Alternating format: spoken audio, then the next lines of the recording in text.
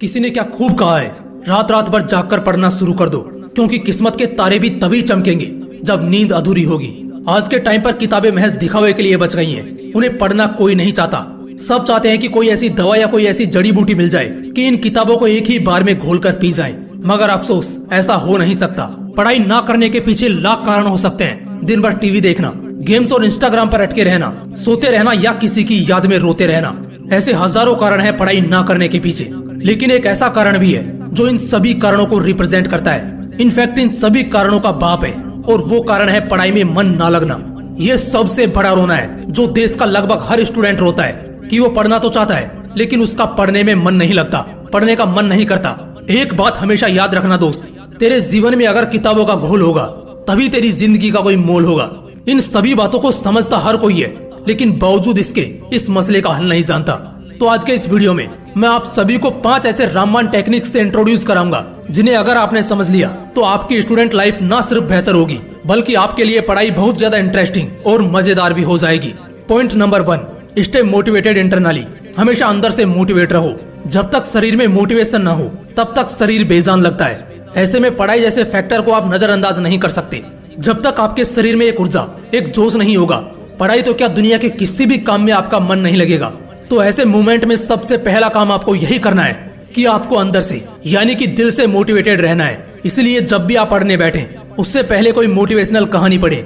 और सबसे अच्छी सलाह मेरी आपको यही रहेगी कि आप अपने सिलेबस को पढ़ने से पहले एटलीस्ट कुछ मिनट डेस्क पर रखी हुई किसी इंस्पिरेशनल बुक के कुछ पन्नों को जरूर पढ़ें, या फिर एक मोटिवेशनल वीडियो जरूर देखें, उसके बाद पढ़ने बैठें। इससे आपके अंदर इतना तो मोटिवेशन जाग ही उठेगा जिससे आप अगले 1 घंटे तक अपना ध्यान पढ़ाई में लगा सकोगे, और अगले 1 घंटे बाद सेम पैटर्न आपको फिर से फॉलो करना है। दोस्तों, मोटिवेशन हमेशा के लिए कभी नहीं टिकती, इसे लगातार बरकरार रखना ही पड़ता है।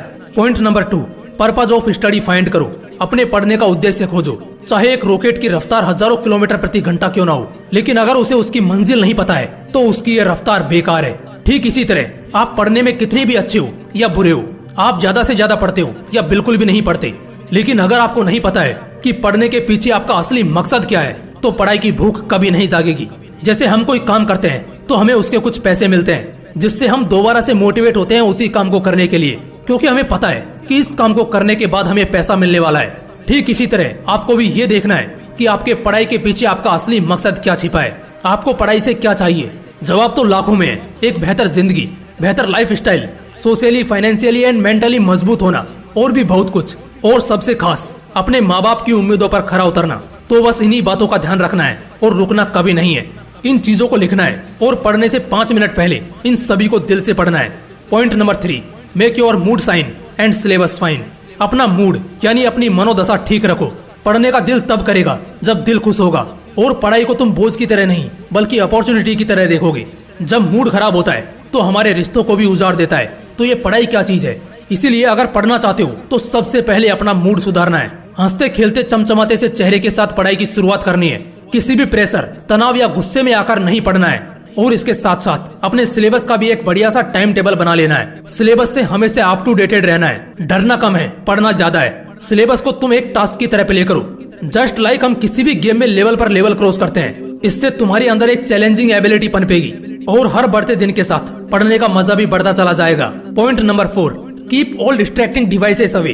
पढ़ते वक्त उन सभी डिवाइसेस को अपने से दूर रखना है जो आपका ध्यान भटका सकती हैं। अगर पढ़ाई में मन लगाना है तो उन सभी चीजों को खुद से दूर करना पड़ेगा जो मन भटकाती हूँ। अब वो आपको बेहतर पता है कि कौन सी चीज आपका ध्यान उलझाती है, आपको भटकाती है। इसमें कुछ भी हो सकता है, आपका फोन, कंप्यूटर, लैपटॉप या कुछ भी। आपका ध्यान भटकाने में आपके दोस्त भी हो सकते हैं, आपकी गर्लफ्रेंड या आपका बॉयफ्रेंड भी हो सकता है। ऐसी कोई भी चीज जिससे आपका ध्यान भटके, तुरंत उसे खुद से दूर कर दो। और अगर दूर नहीं कर सकते तो खुद वहाँ से दूर हो जाओ।